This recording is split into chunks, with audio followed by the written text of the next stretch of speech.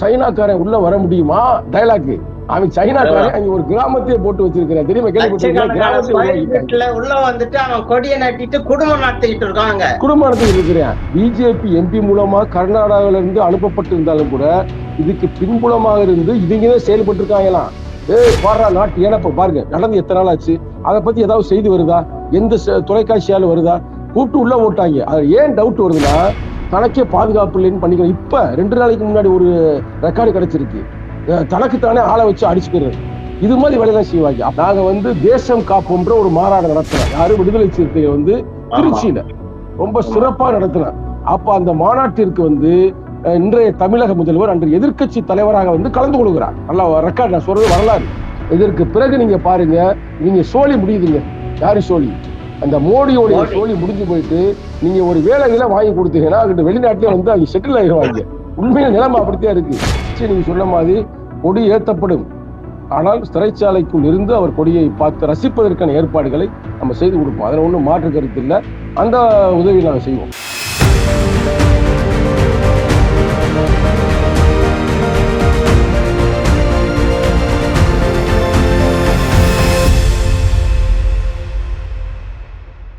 இளையசூரியன் சார்பாக நேயர்கள் அனைவரையும் வருக வருக என்று வரவேற்கிறோம். நன்றி.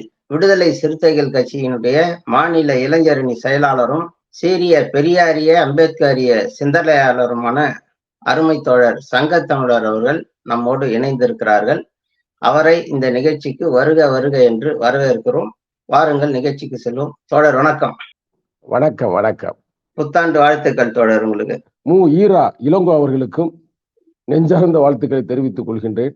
கடல் கடந்து சென்றாலும் கூட திராவிட கோட்பாடுகளையும் தமிழர்களுடைய நலனையும் மனதில் கொண்டு தொடர்ந்து களமாடி கொண்டிருக்கின்ற இளங்கோ அவர்களுக்கு மீண்டும் ஒரு முறை ஆணித்தரமாக விடுதலை சிறுத்தைகளுடைய இளஞ்சிறுத்தை எழுச்சி பாசனின் சார்பாக வாழ்த்துக்களையும் பாராட்டுகளையும் தெரிவித்துக் கொண்டு நான் உள்ளே வருகின்றேன்.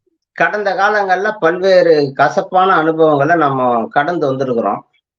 இதுல இருந்து பல்வேறு பாடங்களை பெற்று வரக்கூடிய ஆண்டுகள் எப்படி அமையணும்ன்றத நம்ம அசை போட வேண்டிய நேரத்துல இப்போ நின்றுகிட்டு இருக்கோம். அதனுடைய அடிப்படையில இன்னைக்கு பாத்தீங்கன்னா, போன ஆண்டே உங்க அமைப்பினுடைய மாநாடு ஒண்ணு வச்சிருந்தீங்க. சிறப்பா நடத்துறதுக்கு அண்ணன் கூட சொல்லியிருந்தாங்க, எழுச்சி தமிழர் சிறப்பான மாநாடு ஒண்ணு நடத்த போறோம்னு சொல்லிட்டு தமிழ்நாட்டு மக்களே எதிர்பார்த்துக்கிட்டு இருந்தாங்க. அந்த மாநாடு பல்வேறு காலகட்டங்கள்ல அது தள்ளி தள்ளி போச்சு. போன வருடம் நடக்காம போச்சு. இந்த வருடம் நடத்துறதுக்கு எதனா வாய்ப்பு இருக்கா, இல்ல வேற எதனா உங்களுக்கு தடை இருக்குங்களா தோழர்? அதை வெளியில சொல்ல முடியாத தடை யாருன்னா எதனா இருக்கா? அப்படிலாம் இல்லை. எந்த தடை வந்தாலும் உடைப்போம். அதுல எந்த மாற்று கருத்தும் இல்லை. நீங்கள் சொன்னதை போல 2023 டிசம்பர் மாசத்துல எழுச்சி தமிழருடைய தலைமையில் சனாதானத்தை வேறறுப்போம், புரட்சிகர ஜனநாயகத்தை வென்றெடுப்போம் என்ற கோட்பாடோடு தந்தை பெரியாருடைய கொள்கையையும் புரட்சியாளர் அம்பேத்கருடைய கொள்கைகளையும் உள்வாங்கி ஒரு மாபெரும் திருச்சியில் வெல்லும் ஜனநாயகம் அப்படின்னாலே வீழும் சனாதனம் தானே அர்த்தம். அப்ப வெல்லும் ஜனநாயகம் என்ற ஒரு தலைப்பில் சிறுத்தையின் அடுத்த பாய்ச்சல் என்ற ஒரு பாய்ச்சலை உருவாக்க திட்டமிட்டிருந்தோம். எதிர்பாராத விதமாக பெரிய ஒரு வெள்ளம் சூழ்ந்து விட்டது. 2023 ரொம்ப வருத்தமான ஒரு செய்தி என்னவென்றால், சென்னையை பொறுத்த வரைக்கும் பயங்கரம். அதை விட பயங்கரம் நம்ம சவுத் ஏரியாக்கள்ல, தென்காசி, அந்த திருநெல்வேலி, அந்த ஏரியாக்கள்ல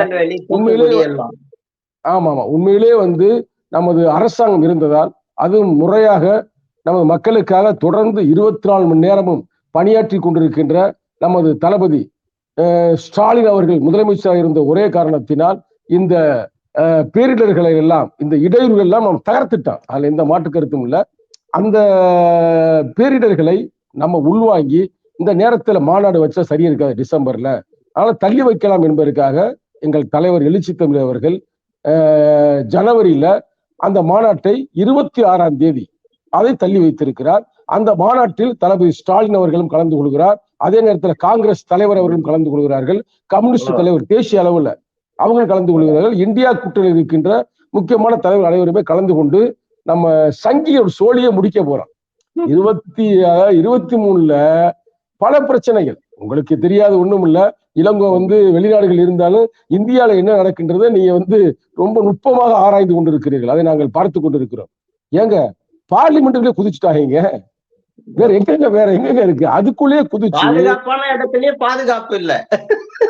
ஆமாங்க, உள்ள குதிச்சு இவங்க பாட்டு புகையை விட்டு விளையாண்டுட்டு இருக்கிறாங்க. இங்க சொல்றாங்க, நாங்கள் மட்டும் ஆட்சிக்கு வந்தால் சைனாக்காரன் உள்ள வர முடியுமா? டைலாக்.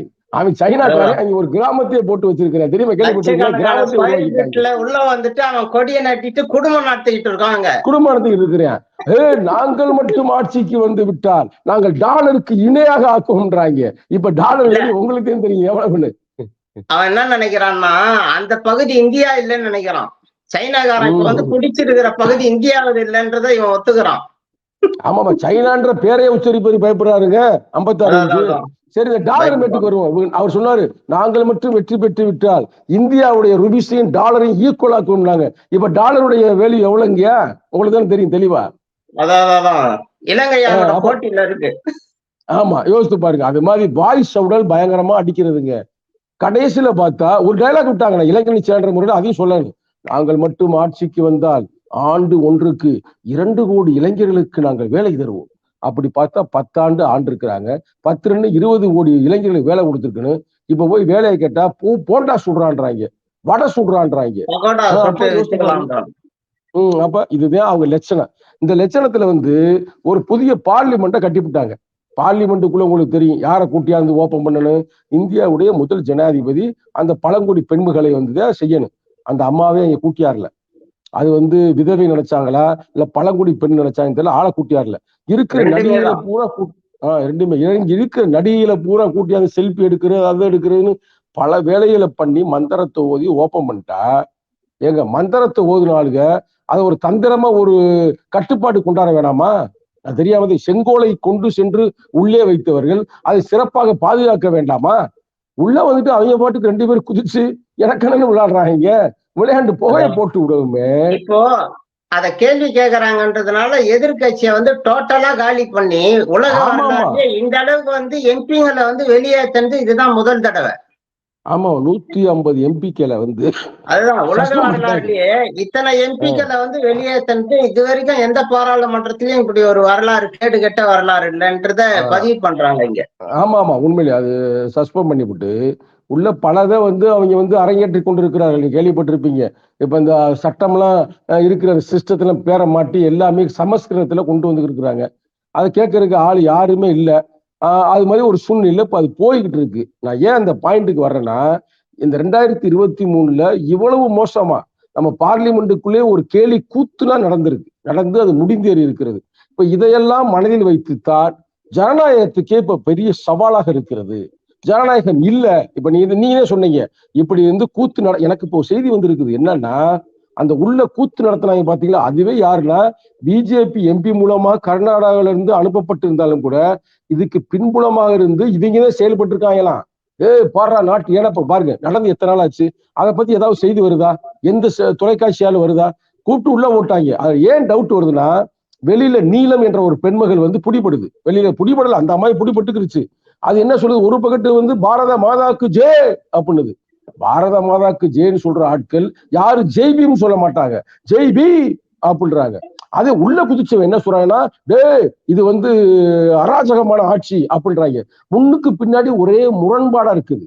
4 பேருமே 4 ஸ்டேட்.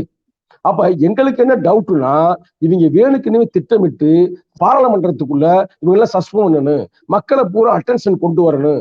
ரொம்ப வந்து இப்ப ராமர் கோயில் வரை திறக்க போறாங்க வர 22ஆம் தேதி. இதெல்லாம் திசை திருப்பறதுக்காக நம்ம இது மாதிரி செய்யலாம் என்று திட்டமிட்டு செய்திருப்பார்களோ அப்படின்னு ஒரு சந்தேகம் எங்களுக்கு நிகழ்கிறது. அதனாலதான் தலைவர் வந்து சொல்லுங்க ஐயா.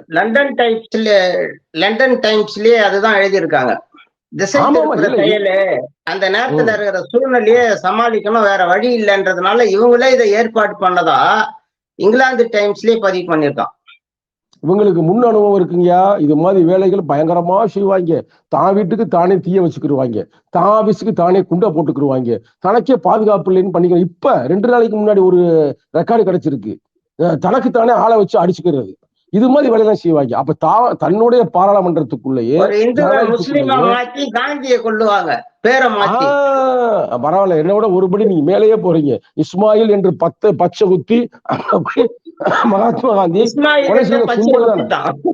ஆமா, ஏங்க ஒரு எம்ஜிஆரை கூட இவங்க மிரட்டி இருக்காங்க அந்த காலத்துல. காமராஜர் தீ வச்சிருக்காங்க. யாரும் தப்பு இல்லையே இந்த RSS கூட்டத்துல இருந்து. அப்படிப்பட்ட கும்பலுடைய கைகளில் சிக்கி கொண்டிருக்கிறது இந்த இந்தியா. இந்த இந்தியாவை பாதுகாக்க வேண்டும் என்பதற்காகத்தான் திராவிட கோட்பாடுகளோடு தென் இந்தியாவிலிருந்து, தமிழகத்திலிருந்து ஒரு மாபெரும் ஒரு புரட்சியை உருவாக்கி இருக்கிறோம். அந்த புரட்சியின் ஒரு ஆதாரமாகத்தான் வருகின்ற நமது மாநாடை நாங்கள் உருவாக்கி இருக்கிறோம். ஒரு விஷயம் ஐயாவுக்கு தெரியுமா, உங்களுக்கு நான் சொல்ல விரும்புறேன். ஒரு கொரோனாவுக்கு முன்னாடி நாங்க தேசம் காப்போம்ன்ற ஒரு மாநாடு நடத்தினோம். யாரும் விடுதலை சிறுத்தைகள் திருச்சியில ரொம்ப சிறப்பா நடத்தினார். அப்ப அந்த மாநாட்டிற்கு இன்றைய தமிழக முதல்வர் அன்று எதிர்க்கட்சி தலைவராக கலந்து கொள்கிறார். நல்லா ரெக்கார்ட் நான் சொல்றது வரலாறு. கலந்து கொள்கிறார். கலந்து கொண்டு சிறப்பான ஒரு மாநாடாக அதுல நடக்குது. சனாதானமா ஜனநாயகமா அப்படின்ற கோட்பாடு நடந்து முடிஞ்சிச்சு, வெற்றி பெற்றுச்சு. அந்த மாநாடு நடந்து முடிந்த பிறகு 10 ஆண்டுகள் அண்ணா திராவிட முன்னேற்ற கழகத்துடைய ஆட்சியை அழித்து ஒழித்து தளபதி ஸ்டாலின் அவர்கள் பதவியேற்கிறார். அதை போலவே வருகின்ற 26ஆம் தேதி நம்ம நடத்துகின்ற வெல்லும் ஜனநாயக மாநாட்டிற்கு பிறகு 10 ஆண்டுகள் கொட்ட கொட்டு கொண்டிருக்கின்ற 10 ஆண்டுகள் இந்த இந்தியாவை தரைமட்டமாக்கி கொண்டிருக்கிற 10 ஆண்டுகளாக சங்கியுடைய அந்த கூத்தாட்டங்களை அழித்தொழிக்கப்படுகிறது. உண்மையிலே இந்தியா என்ற கூட்டணி ஆட்சி அதிகாரத்தை கைப்பற்ற போகிறது. அதற்கு ஒரு அச்சாரமாகத்தான் இந்த மாநாட்டை நாங்கள் பயன்படுத்துகிறோம். பழைய மாநாட்டை நீங்க சொன்ன மாதிரி 5 லட்சம் பேர் கூடினாங்கள, இதுக்கு நாங்க 10 லட்சம் பேர் திட்டமிட்டு இருக்கிறோம். ஏறக்குறைய 100 ஏக்கரை அந்த திருச்சி பக்கத்தில் உள்ள இடத்துல கட்டமைத்து இருக்கிறோம். கட்டமைத்து ரொம்ப சிறப்பாக வேலை செய்ய நடந்து கொண்டிருக்கிறது. தொடர்ந்து நாங்கள் தெரு கூட்டங்களையும் பிரச்சாரங்கள் நடத்தி கொண்டிருக்கிறோம். முக்கியமாக நாங்க ஜனநாயக சக்தியில பூரா அழைக்கிறோம். யாரெல்லாம் ஜனநாயகத்தை காப்பாற்ற வேண்டும் என்று ஆவல் கொண்டிருக்கிறார்கள் பார்த்தீங்களா, பெண்கள், இன்னும் இளைஞர்கள், மாணவர்கள், அனைவரையுமே இன்னைக்கு நம்ம நிகழ்வுக்கு வரப்போகிறார்கள். இதற்கு பிறகு நீங்க பாருங்க, இவங்க சோழி முடியுதுங்க. யாரு சோழி? அந்த மோடியோடைய சோழி முடிஞ்சு போயிட்டு நீங்க ஒரு வேலைகளை வாங்கி கொடுத்தீங்கன்னா அங்கிட்ட வெளிநாட்டிலே அவங்க செட்டில் ஆகிடுவாங்க. உண்மையில நிலைமை அப்படித்தான் இருக்கு. ஜெயிக்க முடியாது. கொடியேற்றும் போது சொல்லியிருக்காரு அவரு, இந்த தேசிய கொடிய ஏத்துறதுல வர ஆண்டு சிறையில இருந்து சொன்னாரு. ஒரு பதிவு கூட பார்த்தேன். வர ஆண்டு அவரு சிறையில தானே இருப்பாருன்ற மாதிரி ஒரு பதிவு போட்டிருந்தோம். தேசிய கொடியை ஏற்கிறத மோடி பாப்பாருன்ற மாதிரிலாம் செய்தி வந்துகிட்டு இருந்தது. இல்ல உண்மையில அப்படித்தாங்க இருக்கியா. பல பிரச்சனைகள் இப்ப நடத்திருக்கிறார்கள். முக்கியமான பிரச்சனையே இந்த பாராளுமன்றத்துக்கு உள்ள குதித்திருக்கிறார்கள் அல்லவா. இது பெரிய இதற்கு பிறகு பின்னால் ஒரு பிஜேபி RSS உடைய கும்பலுடைய சதி வேலையில் இருக்கிறது. ஆட்சி மாறும்போது நிச்சயமாக கண்டுபிடிக்கப்படும். அது மட்டுமல்லாமல் திடீர்னு ஒரு லைட் உருவாகி இனிமே 1000 ரூபாய் செல்லாது, 500 ரூபாய் செல்லாது, 2000 ரூபாய் தான் கொண்டாடணும்னு கொண்டாந்தாங்க. அது 2000 ரூபாய் கொண்டாந்து முடிச்ச பிறகு இப்ப அதுவும் செல்லாதுன்றாங்க. இதுக்கு பின்னால பெரிய கரப்ஷன் இருக்குது அப்படின்னு சொல்லுது. அது மட்டுமல்ல, CAG உடைய ரிப்போர்ட் இப்ப கிடைச்சிருக்கு. அறிக்கையே கொடுத்திருக்காரு. கையெழுத்து இல்லாதே தானே 2000 ரூபாய் நோட்டு வந்திருக்கு. ஆமாங்க. அதனால அப்ப எப்படி, அப்ப எவ்வளவு பெரிய செயல்பாடு யோசித்து பாருங்க. அதனால நிச்சயம் நீங்க சொன்ன மாதிரி கொடி ஏற்றப்படும். ஆனால் சிறைச்சாலைக்குள் இருந்து அவர் கொடியை பார்த்து ரசிப்பதற்கான ஏற்பாடுகளை நம்ம செய்து கொடுப்போம். அதுல ஒண்ணும் மாற்று கருத்து இல்லை. அந்த உதவி நாங்க செய்வோம். அதெல்லாம் பாத்துக்கங்க, ஒன்றும் பிரச்சனை இல்லை அப்படின்னு. கண்டிப்பா. இப்போ வர ஆண்டுல உங்களுடைய சூளுரையா என்ன இருக்குங்க தோழர்? இதுதான் உங்களுடைய சூளுரையா இல்ல வேற ஏதாச்சும் இருக்கா உங்களுக்கு? இந்த ஆண்டு சூளுரை ரொம்ப சிம்பிள். நமக்கு மட்டுமல்ல, விடுதலை சிறுத்தைகளுக்கு மட்டுமல்ல, திராவிட முன்னேற்ற கழகத்திற்கு மட்டுமல்ல, தமிழகத்தில் மட்டுமல்ல, இந்தியாவில் இருக்கிற ஒவ்வொரு ஜனநாயகத்தை நம்புகின்ற ஒவ்வொரு தோழர்களுடைய ஒரே கோட்பாடு சங்கியுடைய சோழியை முடிக்கிறது. வேற ஒண்ணுமே இல்லை. சங்கி பயலுடைய சோழியை முடிக்கிறதுனா நீங்க மட்டும் தப்பா எடுத்துடக்கூடாது.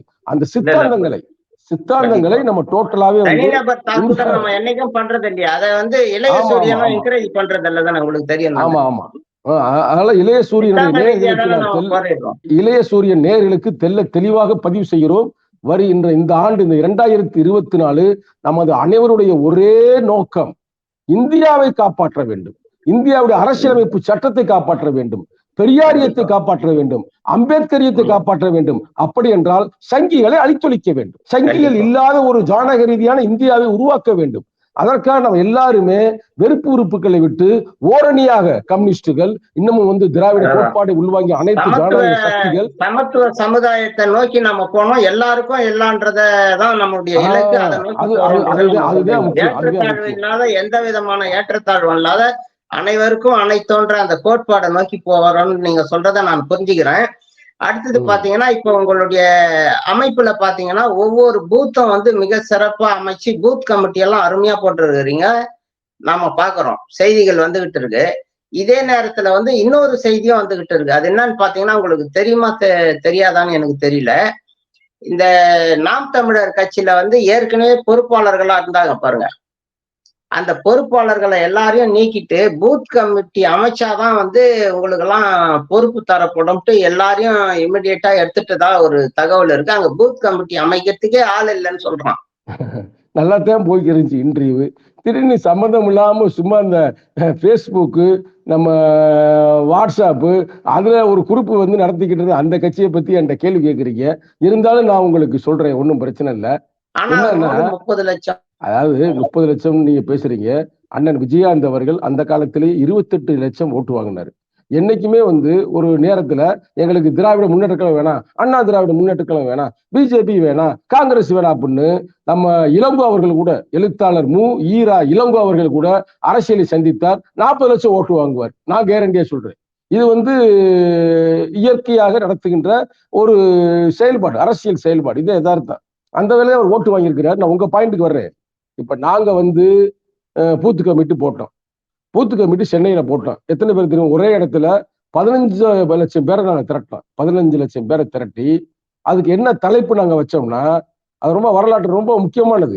அதாவது முகவர்கள் பயிற்சி பட்டறை அப்படின்னு வச்சு அனைவரையுமே அழைத்து ஒரே இடத்துல நாங்க அவங்களுக்கு விளக்கம் கொடுத்து அனுப்பினோம். இது வரலாற்றுல வந்து திராவிட முன்னேற்ற கழகம், அண்ணா திராவிட முன்னேற்ற கழகம், இது போன்ற பெரிய அமைப்புகள், வலிமையான ஆண்ட கட்சி, ஆள போகின்ற கட்சி, இது மாதிரி பல கட்சிகள் நடத்தி இருக்கிறது.